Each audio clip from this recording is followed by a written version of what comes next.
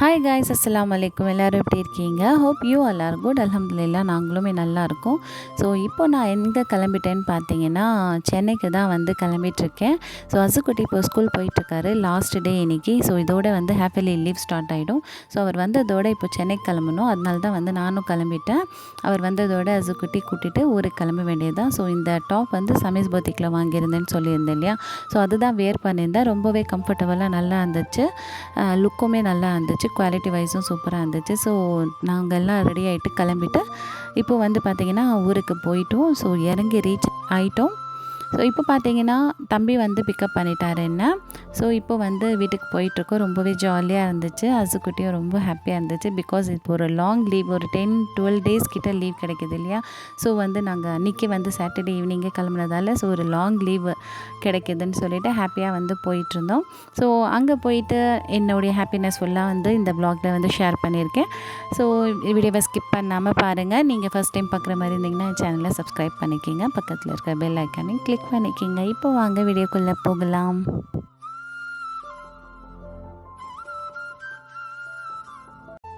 So அது என்னவோ தெரியல, இங்கே வந்தாலே வந்துட்டு எனக்கு செம்ம ஒரு ஹாப்பியாக இருக்கும். ஹப்பியும் வந்து எனக்கு சொல்லிகிட்டே இருப்பாங்க, கலாய்ச்சிட்டே இருப்பாங்க எப்போவுமே. இங்கே வந்தால் மட்டும் நீ வந்து அவ்வளோ ஹாப்பியாக ஜாலியாக இருக்கேன் அப்படின்னு சொல்லிட்டு. அது என்னவோ தெரியல, எல்லாருக்குமே அப்படி தான் நினைக்கிறேன். அம்மா வீட்டுக்கு போனனாலே ஒரு ஜாலி தான் இல்லையா?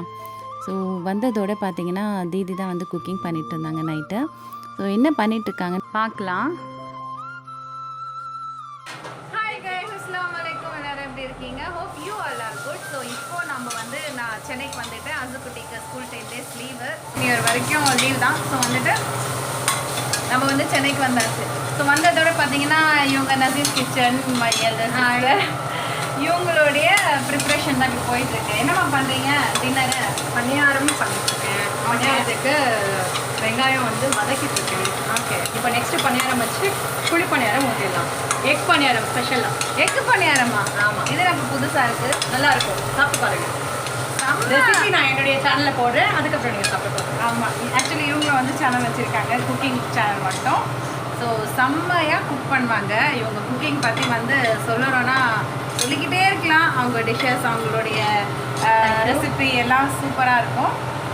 எல்லாமே நானே வந்து அவங்கக்கிட்ட கேட்டு தான் வந்து குக் பண்ணுவேன். ஸோ நல்லா குக் பண்ணுவாங்க. ஸோ இன்றைக்கி இப்போ இனிமேல்ட்டு இருக்கிற வ்ளாக் ஃபுல்லாக இவங்களுடைய குக்கிங் தான் வந்து பார்க்க போகிறீங்க. ஸோ பார்க்கலாம். தேங்க்யூ, பாய் பாய். இது வந்து இப்போ பனியார சட்னி வச்சியாச்சு. ஸோ பனியாரத்துக்கு தொட்டுக்க என்ன? கார சட்னி, வெங்காய சட்னி நல்லாயிருக்கும். ஓ, பனியாரத்துக்கு எப்போவுமே வெங்காய சட்னி நல்லாயிருக்கும் ஸ்பெஷலாக. ஓ அப்படியா? பார்க்கலாம். நான் வந்து டேஸ்ட் பண்ணது கிடையாது. டேஸ்ட் பண்ணி பாருங்கள். ஸோ பயந்து தான் வந்து சாப்பிடணும். இப்போ எண்ணெய் வேறு எனக்கு நிறைய எண்ணெய் போடாதீங்க. ஓகே, கார சட்னி பனியாரம் பார்க்கலாம். சூப்பராக இருக்குமா? நல்லாயிருக்கும். இது வெங்காய சட்னி தானே, அது எல்லாருக்கும் தெரியும். ஸோ ரெசிபி எல்லாம் வேணாம், நம்ம அப்படியே வந்து பண்ணலாம். இதில் என்ன போடணுமா? ஆமாம், என்ன பண்ணணும்? இது வந்து மோஸ்ட்லி நான் வந்து தனியாக இருக்கிறதால இந்த மாதிரி டிஷ்ஷஸ் எல்லாம் வந்து பண்ண மாட்டேன். அம்மா வீட்டுக்கு போனால் மட்டும் இந்த மாதிரி வெரைட்டியாக வந்து தீதி வந்து செஞ்சு கொடுப்பாங்க, அம்மா செஞ்சு கொடுப்பாங்க. அந்த டைமில் வந்து வேறு வழி இல்லாமல் வந்து சாப்பிட வேண்டியதாக இருக்கும். ஸோ அன்றைக்கி வந்து செம்மையாக வந்துருந்துச்சு. ஸோ அந்த பேட்டரும் நல்லா ஃப்ரெஷ்ஷாக நல்லா திக்காக வந்து அந்த பணியாரத்துக்கு ஏற்ற மாதிரி பேட்டர் ரெடி பண்ணி அவங்க போட்டிருந்தாங்க. ரொம்பவே டேஸ்ட்டாக நல்லா இருந்துச்சு. அதுக்கு சைட் டிஷ்ஷாக அந்த கார சட்னி சொல்ல வேணாம், நல்லா சூப்பராக ஒரு காம்பினேஷனாக இருந்துச்சு.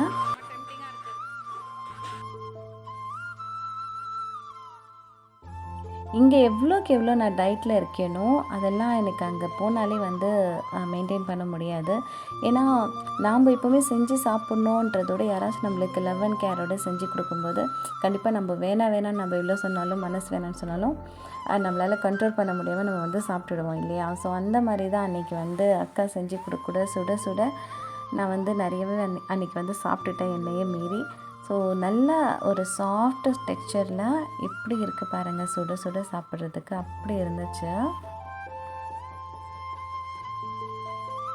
அதுக்கப்புறம் முட்டை குழி பணியாரம் பண்ணாங்க. அதுவுமே ரொம்ப நல்லா இருந்துச்சு. அதே பேட்டரில் வந்து பாதி அளவுக்கு குழியில் போட்டுட்டு அப்புறம் முட்டையில் ஸ்பைசஸ் அண்ட் மல்லி போட்டு பீட் பண்ணிவிட்டு அதுக்கு மேலே வந்து போட்டுட்டாங்க. ஸோ அது முட்டை குழி பணியாரம் மாதிரி ரெடி ஆகிடுச்சு. இதுவுமே ரொம்ப நல்லா சூப்பராக வந்துருந்துச்சு. செம்ம சாஃப்டாக நல்லா டேஸ்ட்டாக இருந்துச்சு. ஸோ இந்த குழி பணியாரம் கடாயுமே ரொம்ப நல்லா இருந்துச்சு, நான்ஸ்டிக்கில் அம்மா வாங்கியிருந்தது. ஸோ இது பார்த்துட்டு எனக்கே ரொம்ப ஆசை வந்துடுச்சு. நானுமே வந்து ஒன்று கேட்டிருந்தேன் எனக்கும் வாங்கி வைக்க சொல்லி. ஸோ சுட சுட போட்டு கொடுக்கவும் நான் சாப்பிட்டு பார்த்தேன். சான்ஸே இல்லை, அவ்வளோ சூப்பராக இருந்துச்சு டேஸ்ட்டு. ஸோ அன்றைக்கி நைட் பார்த்திங்கன்னா எல்லோரும் கூடயும் சேர்ந்து உட்காந்து ஒன்றா டின்னர் சாப்பிட்டு முடிச்சாச்சு. அதுக்கப்புறம் பார்த்திங்கன்னா நெக்ஸ்ட் டே மார்னிங்க்கு வந்து வீட்டில் வந்து ஒரு கெஸ்ட் வராங்க.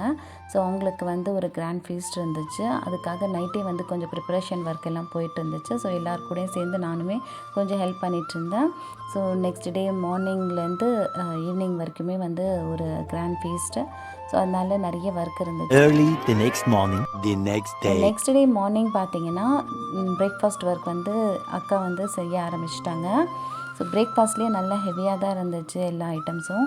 ஸோ மார்னிங்கே பார்த்தீங்கன்னா நல்லா சுட சுட உளுந்து வடை போட்டுட்டு இருந்தாங்க.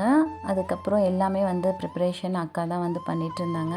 தீதி வந்து நல்லா குக்கிங்கில் எக்ஸ்பர்ட்ன்றதால கொஞ்சம் நேரத்தில் எல்லா டிஃபன் வேலையும் முடிச்சிட்டாங்க. ஸோ நான் கொஞ்சம் மட்டும்தான் ஹெல்ப் பண்ணிகிட்டு இருந்தேன் அவங்களுக்கு. ஸோ எல்லாம் பண்ணி முடிச்சுட்டு அப்புறம் டேபிளில் அரேஞ்ச் பண்ணி வச்சுட்டோம்.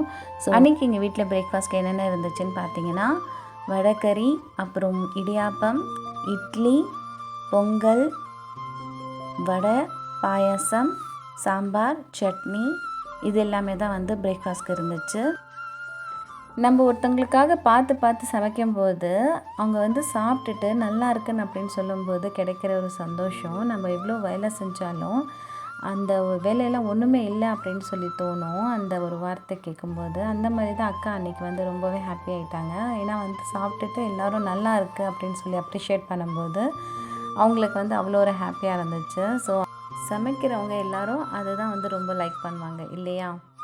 ஸோ டிஃபன் பண்ணி முடிச்சதுக்கப்புறம் லாஸ்ட்டாக பாயசமும் போட்டு கொடுத்தாச்சு எல்லாருக்கும். ஸோ இந்த பாயசம் என்னென்னு பார்த்தீங்கன்னா ஷீர் குர்மா அப்படின்னு சொல்லுவோம். மோஸ்ட்லி ரம்ஜான் பக்ரீத்லலாம் நாங்கள் வந்து இது தான் வந்து செய்வோம். ஸோ இது ரொம்பவே ஒரு சூப்பரான ஒரு ஸ்வீட் பாயசம். இது ரொம்ப பிடிக்கும் எனக்கு, அவ்வளோ ஒரு டேஸ்ட்டாக இருக்கும் இது.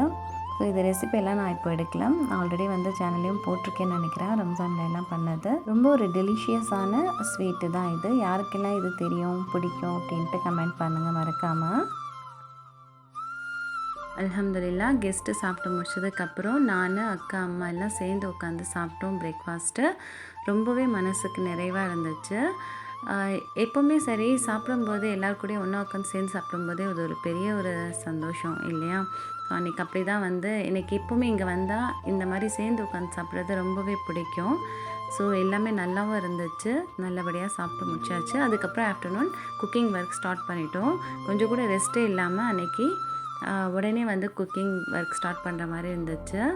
பட் ஜாலியாகவும் இருந்துச்சு சேர்ந்து எல்லாம் வேலை செய்யும்போது. ஸோ அக்கா குக்கிங்கும் வந்து அக்கா தான் அன்றைக்கி mutton biryani, chicken gravy and brinjal ராய்த்தாவும், ஆனியன் ராய்த்தா, கியூக்கம்பர் எல்லாம் போட்டு, அதுக்கப்புறம் ஸ்வீட் வந்து ஜவ்வரிசி கீர் வந்து அம்மா பண்ணியிருந்தாங்க. அதெல்லாம் வந்து ரெசிபியாக இந்த விலாகில் ஷார்ட்டாக ஷேர் பண்ணுறேன்.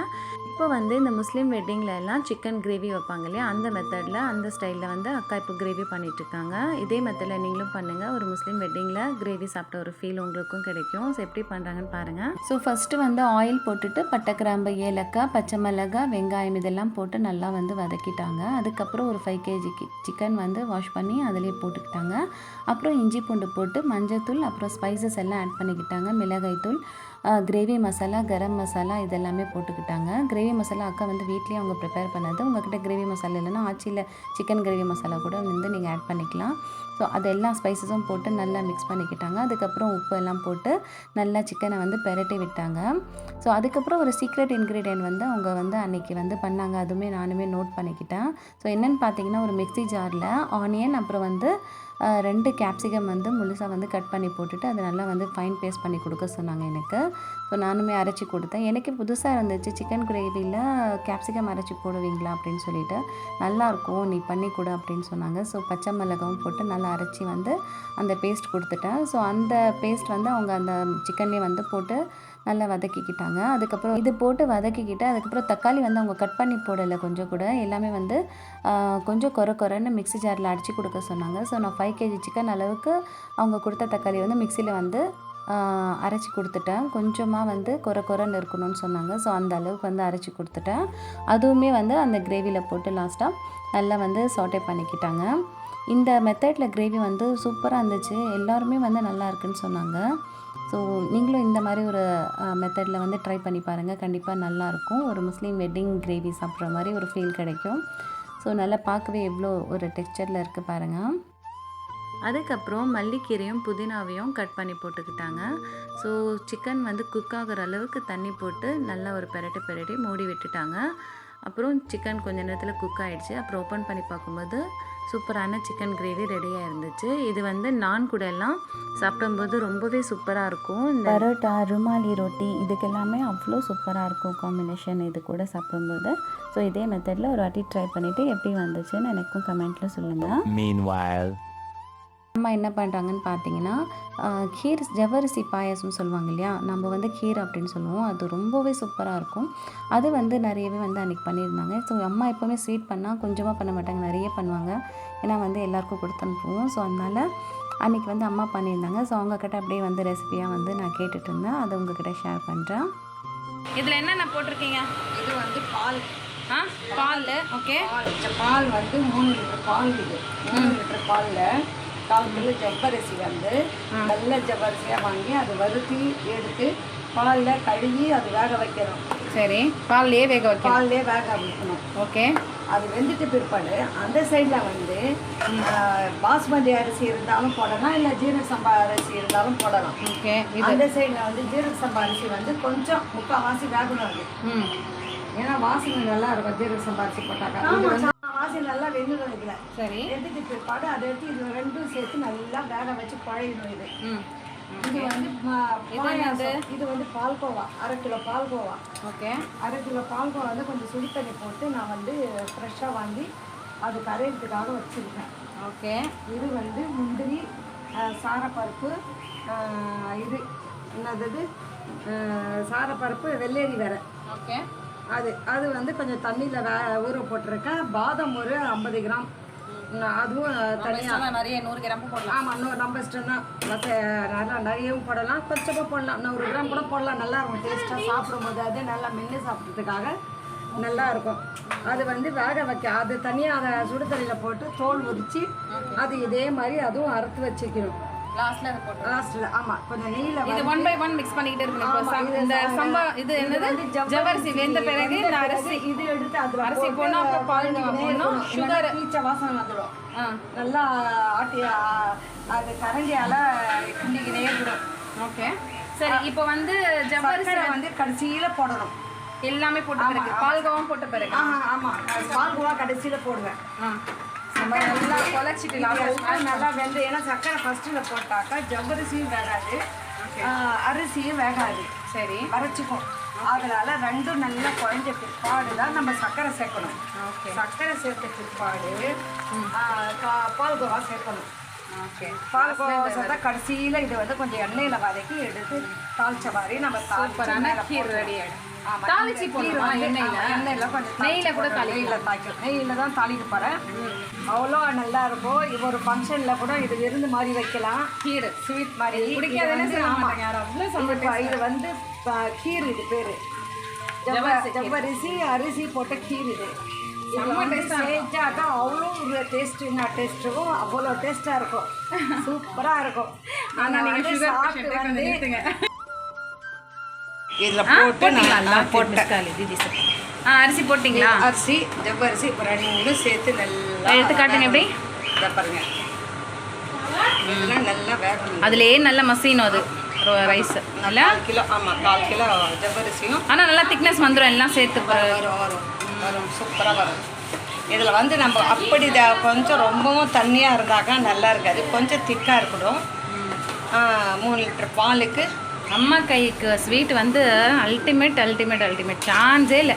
அவ்வளோ ஒரு டேஸ்ட்டாக இருக்கும் எல்லா ஸ்வீட்டும். எல்லா ஃபேமிலியில் எல்லோரும் வந்து அம்மாவுடைய ஸ்வீட்க்கு வந்து பயங்கர ஒரு ஃபேன்ஸ்ன்னே சொல்லலாம். இவங்க ஸ்வீட்கே அவ்வளோ ஸ்வீட் வந்து எம்மையாக பண்ணுவாங்க. எல்லாம் சர்க்கரை வந்து 1.5 கிலோ பிடிக்கும். சர்க்கரை எல்லாமே போட்டாச்சு. இப்போ வந்து ஸ்வீட் சரியாகுதான்னு பார்க்கணும். கிச்சனில் இந்த சிம்னி சவுண்டில் கொஞ்சம் ரொம்ப நாய்ஸாக இருக்குது. கொஞ்சம் அட்ஜஸ்ட் பண்ணிக்கிங்க. அவ்வளோதான், அம்மாவுடைய கீர் ஸ்வீட்டும் ரெடி ஆகிடுச்சு. லாஸ்ட்டில் பாதாம் நட்ஸ் எல்லாம் வந்து நெய்யில் தாளித்து போட்டுட்டாங்க. சுட சுட இருக்கும்போது இந்த மாதிரி கொஞ்சம் தண்ணியாக தெரியும். ஒரு 1 ஹவருக்கு அப்புறம் ஆறின பிறகு பார்த்தீங்கன்னா கொஞ்சம் திக்காயிட்டு அந்த கீரை வந்து குடிக்கிற பதத்தில் கரெக்டாக வந்துடும். எனக்கு வந்து தாங்கவே முடியல, எப்போ குடிப்போன்னு இருந்துச்சு. அந்தளவுக்கு இது எனக்கு ரொம்ப பிடிக்கும். எனக்கு மட்டும் இல்லை, இதே மெத்தடில் நீங்கள் பண்ணி பாருங்கள், நீங்களுமே ரொம்ப அடிக்ட் ஆகிடுவீங்க இந்த மாதிரி ஸ்வீட்க்கு. இது வந்து சென்னை ஸ்டைலில் முஸ்லீம் வெட்டிங்லலாம் வந்து எல்லா வெட்டிங்லேயும் மோஸ்ட்லி வைப்பாங்க. இந்த கீருக்கு வந்து காம்பினேஷனாக நான் வைப்பாங்க. அவ்வளோ சூப்பராக இருக்கும் அந்த காம்பினேஷன் நான் சாப்பிடும்போது. இது கூட நீங்களுமே இது மாதிரி செஞ்சு நான் வாங்கி வீட்டிலேயே சாப்பிட்டு பாருங்கள். முஸ்லீம் வெட்டிங் ஒரு ஃபீல் உங்களுக்கு கிடைக்கும். ஸோ இந்த vlog இதோட எண்ட் பண்ணிக்கிறேன். இதோடைய கண்டினியூசேஷன் vlog அடுத்த vlogல வந்து அப்லோட் பண்ணுறேன். தேங்க்யூ. இது மாதிரி ஒரு இன்ஃபர்மேஷன்ஸ்க்கு என்னுடைய சேனலில் நீங்கள் சப்ஸ்கிரைப் பண்ணலைன்னா மறக்காமல் சப்ஸ்கிரைப் பண்ணிக்கோங்க. பக்கத்தில் இருக்கிற பெல் ஐக்கானையும் கிளிக் பண்ணிக்கோங்க. அண்ட் என்னுடைய ஹாப்பினஸ் ஃபுல்லாக நான் உங்களை ஷேர் பண்ணியிருக்கிறது உங்களுக்கும் வந்து யூஸ்ஃபுல்லாக இருக்கும் அப்படின்னு சொல்லி நம்புகிறேன். இதே மாதிரி இன்ட்ரெஸ்டிங் அடுத்த vlogல மீட் பண்ணுறேன். And then take care. Thanks for வாட்சிங். பை பாய்.